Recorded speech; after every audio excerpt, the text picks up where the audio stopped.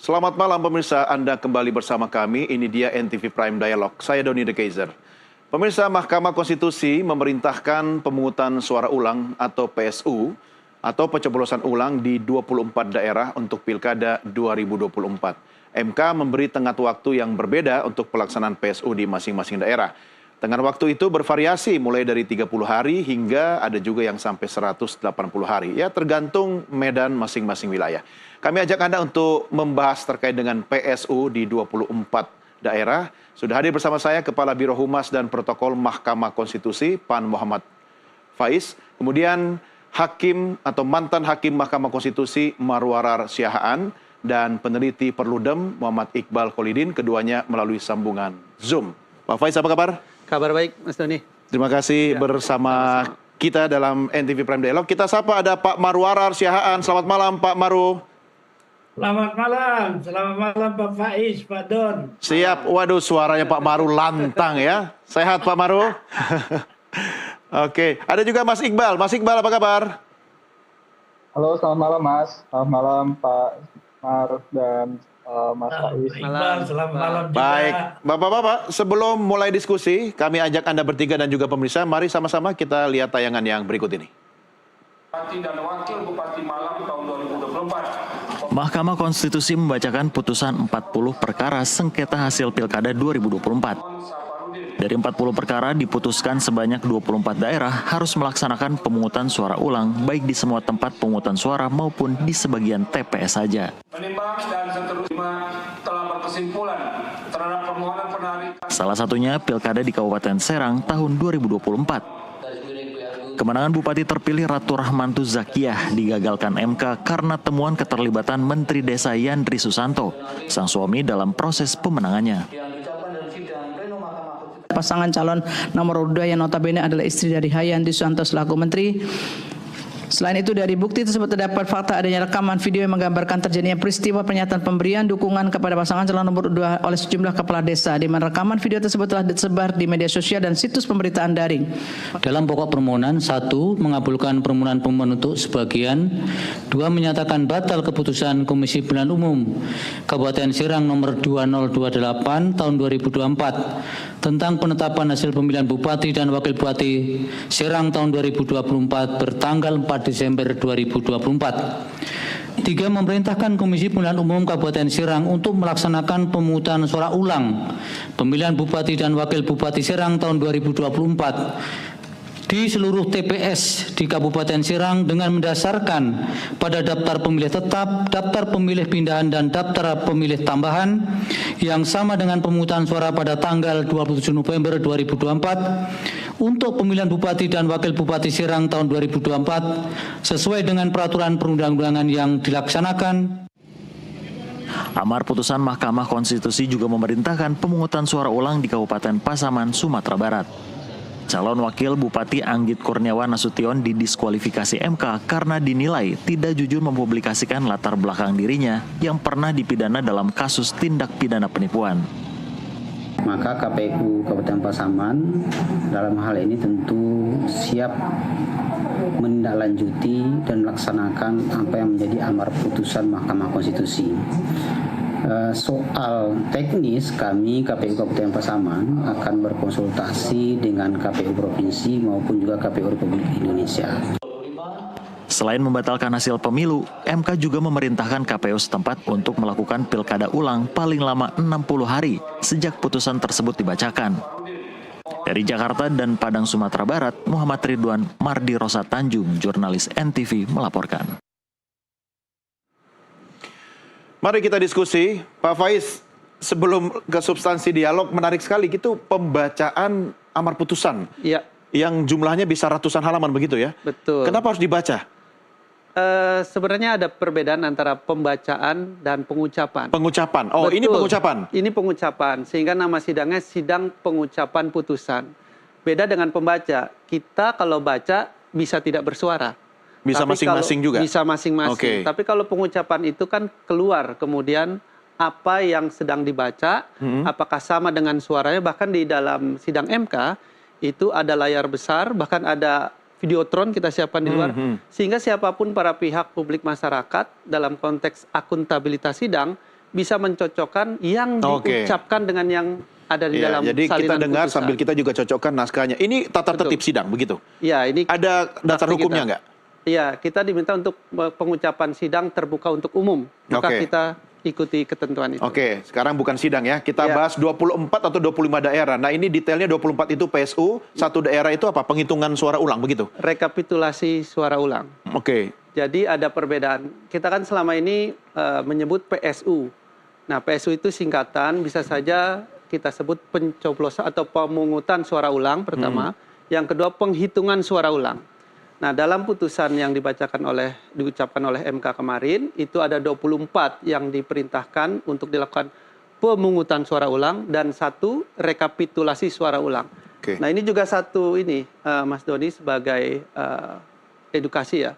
Jadi, rekapitulasi suara ulang ini berbeda dengan penghitungan suara ulang. Ada beda lagi.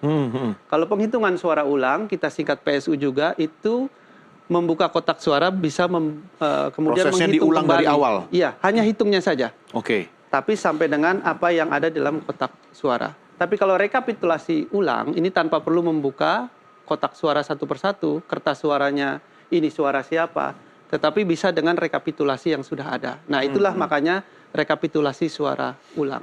Gitu. Oke, saya ke Mas Iqbal dulu. Mas Iqbal, kalau melihat angkanya 24 PSU, ini angka yang banyak.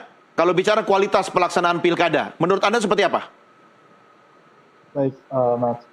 Pertama, memang kita perlu melihat bahwa itu angka yang cukup fantastis gitu ya, membuat kaget gitu ya. Tapi di lain sisi, memang ini jadi salah satu catatan penting bahwa pelaksanaan pilkada kemarin gitu ya secara serentak itu masih perlu banyak sekali evaluasi, masih perlu banyak sekali perbaikan dalam pelaksanaan pilkada selanjutnya.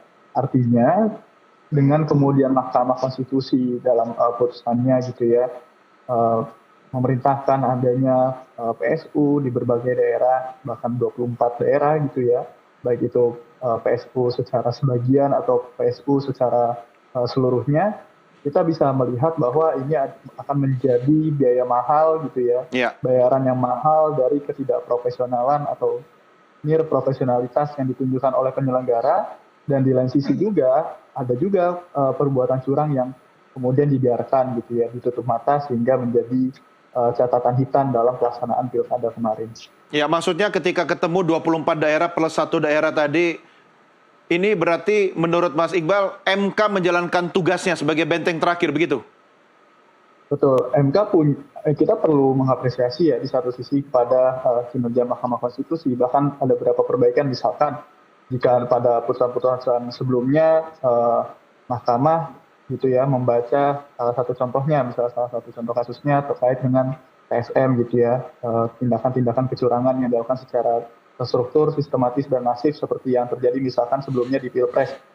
Tapi kita lihat di putusan yang sekarang di Pilkada justru sangat progresif sekali gitu ya, dibandingkan di putusan-putusan sebelumnya berkaitan TSM.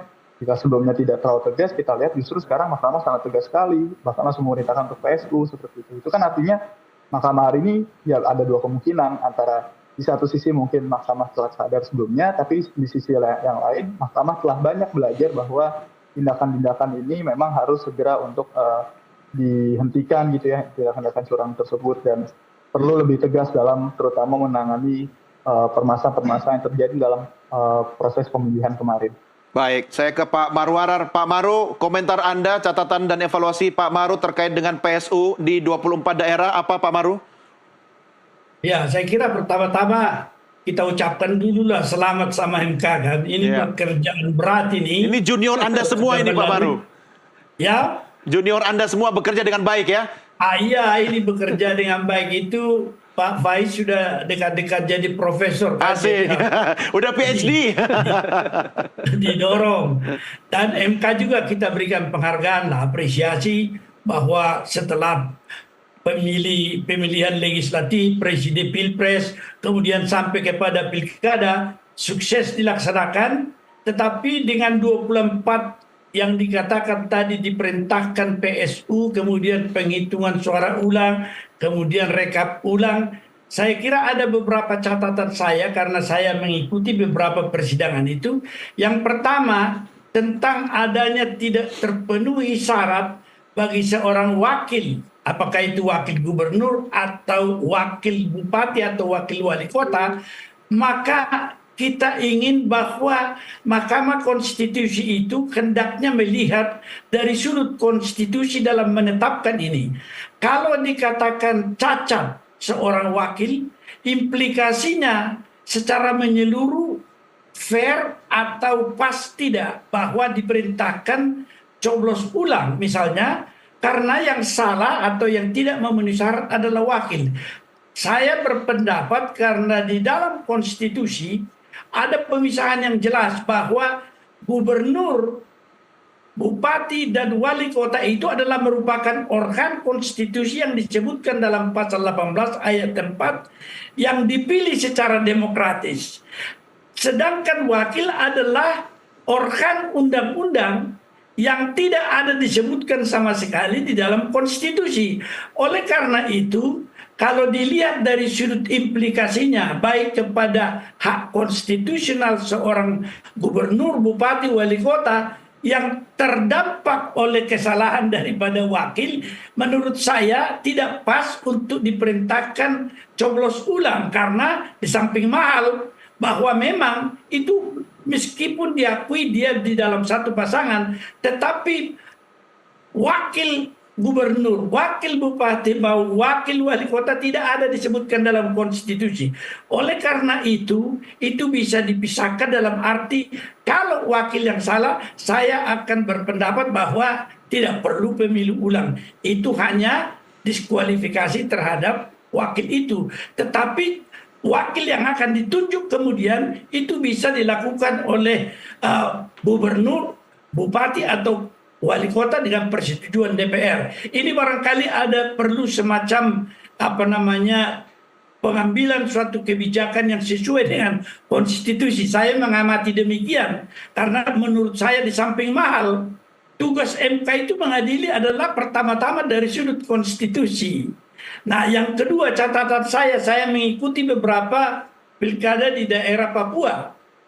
Saya kira-kira tahun 2009 MK mengakui bahwa sistem noken yang memberikan tempat kepada kultur dan adat istiadat daerah yang dianggap sebagai warisan budaya nasional dan secara lokal itu perlu dipelihara. Tetapi setelah 15 tahun suatu pengakuan terhadap noken itu, kita melihat beberapa ketidakserasian di daerah Papua dalam pemilihan yang dilakukan berdasar noken. Menurut saya evaluasi yang sudah dilakukan oleh MK, baik ketika pemilu legislatif dan terlebih sekarang pemilihan kepala daerah, menurut saya ke depan Mahkamah Konstitusi harus menyusun satu legal policy yang bisa diserahkan kepada pembuat undang-undang untuk juga mencoba bergerak maju.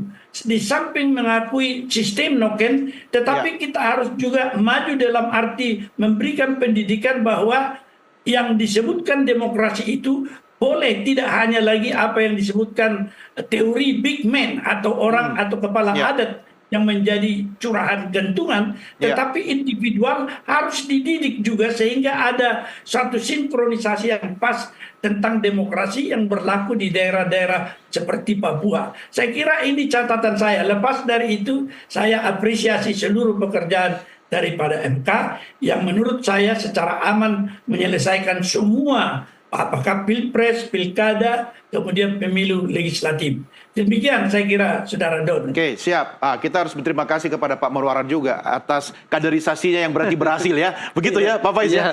Salah satu mentor juga ini. Nah, itu dia. Makanya kita harus mendengarkan banyak masukan dari beliau. Saya mengkritisi soal tadi disampaikan Pak Maruf soal pasangan bupati, wakil bupati atau wali dan wawali gitu kan. Itu kan satu paket ya.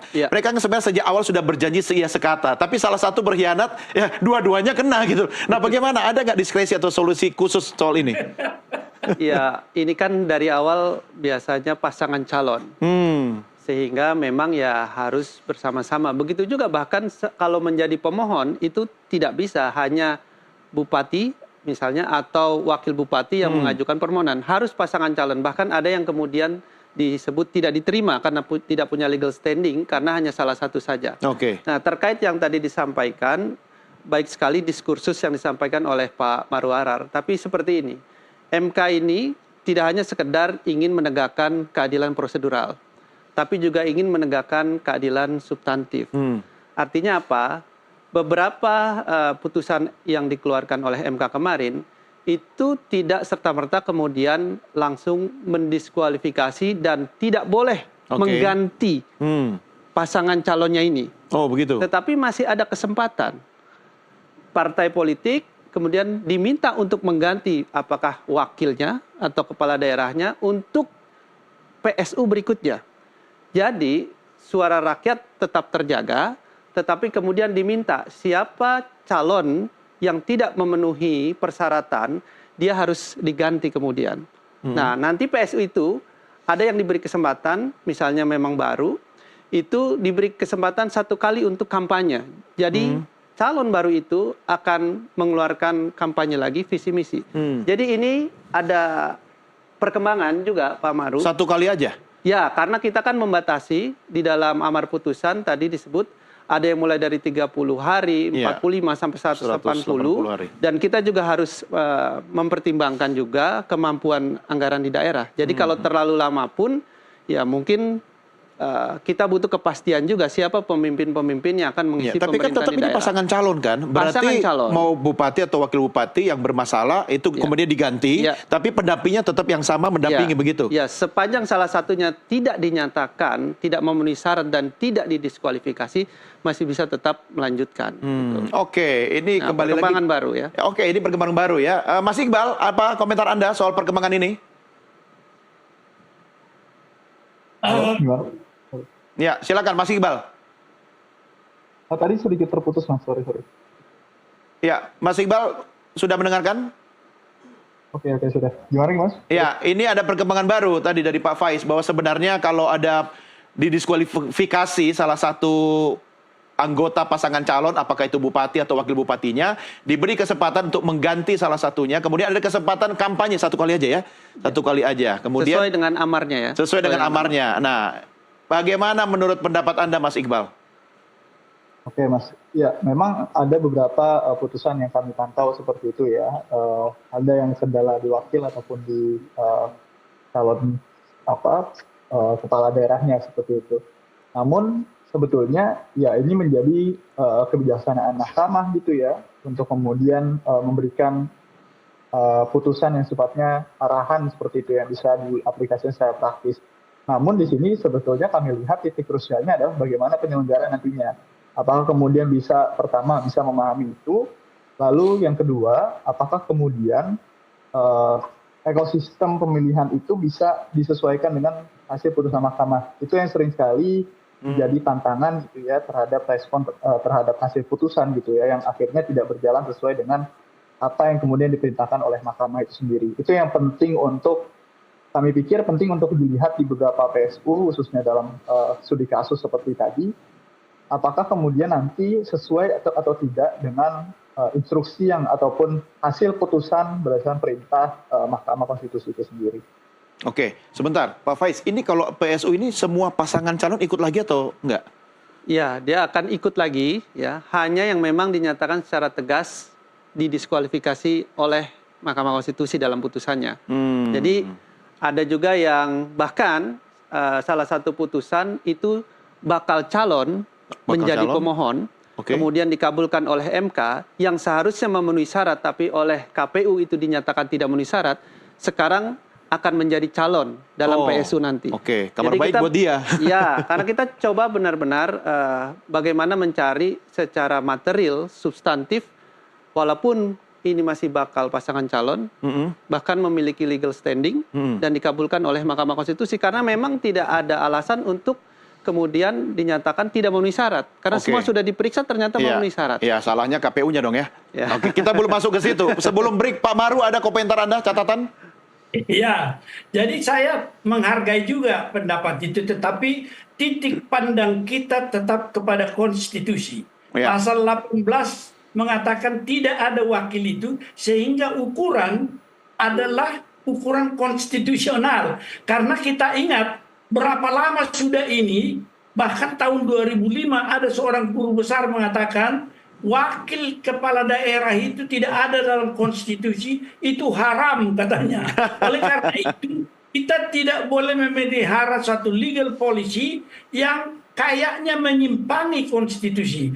Kalau memang ini benar demikian adanya, kita harus berusaha merubah konstitusi, yaitu pasal 18 itu menambahkan wakil di sana seperti adanya wakil presiden. Dan implikasi yang muncul, jangan membebani lagi apa yang dikatakan biaya penyelenggaraan melalui PSU itu. Apalagi kalau kita ingat bahwa sebenarnya seorang kepala daerah itu sebenarnya di dalam apa yang disebutkan kampanye, itu yang dilihat rakyat bukan wakil, tetapi kepala daerahnya yang menjadi suatu obor di dalam hal itu, meskipun peran daripada wakil kepala daerah itu benar. Karena menurut saya dalam undang-undang pemerintahan daerah sejak muncul itu tahun 2004, maka ini menjadi suatu hal yang tidak harmonis sering antara kepala daerah dengan wakil kepala daerah, sehingga harus dicari jalan keluar, dan kesempatan itu sebenarnya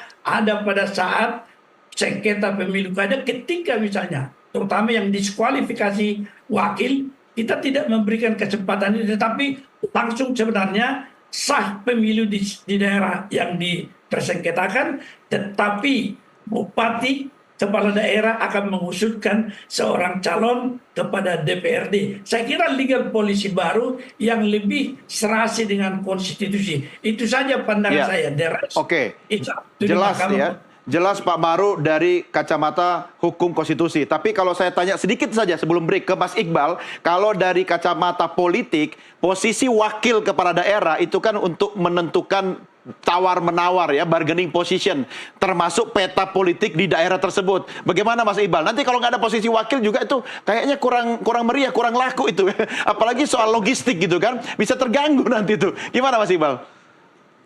Ya memang ya patokannya kan akhirnya kita paradigmanya itu kekunci gitu ya Mas, dengan kemarin Pilpres gitu ya, wakil ini jadi kayak kartu as gitu yang kemudian last minute bisa dikeluarkan. Tapi memang sebetulnya dalam kelengkapan pimpinan, saya sepakat gitu tadi apa yang disampaikan oleh Pak Maru. Sangat penting sekali menyelaraskan itu semua gitu ya, agar tidak terjadi kesalahpahaman dalam kemudian konteks politik dengan konstitusi. Ya peran wakil akan menjadi penting atau tidak penting itu kan nanti disesuaikan dengan bagaimana pembagian porsi kerja gitu ya. Jangan sampai wakilnya hanya jadi pajangan atau getter point aja gitu secara politis ya, getter votes aja gitu. Jadi wakilnya hanya sekadar penarik suara aja gitu, itu jangan sampai, karena jadinya tidak, kalau kata pemerintah sekarang, tidak efisien gitu ya. Artinya sangat sayang sekali jika wakil hanya sebatas pada pemilihan lalu kemudian tidak berguna sama sekali. Tapi memang harus ada pembagian porsi yang jelas gitu ya, pendelegasian pekerjaan yang jelas, dan itu harus diatur di mana, diatur dalam undang-undang kemudian sudah dijamin atau tidak oleh konstitusi. Itu yang perlu untuk dilihat kembali, jangan sampai hanya berfungsi sebagai pajangan, atau bahkan lebih buruk lagi dia hanya sekadar pemanis ketika pemilihan. Iya. Ada juga yang memang sengaja dipasang itu untuk magang dulu, tapi dia punya logistik yang cukup kuat. Nanti 5 tahun lagi kau yang maju, begitu kan? Oke, Bapak-bapak, kita istirahat dulu, kita lanjutkan diskusi kita di segmen berikutnya, pemirsa. NTV Prime Dialog segera kembali sesaat lagi.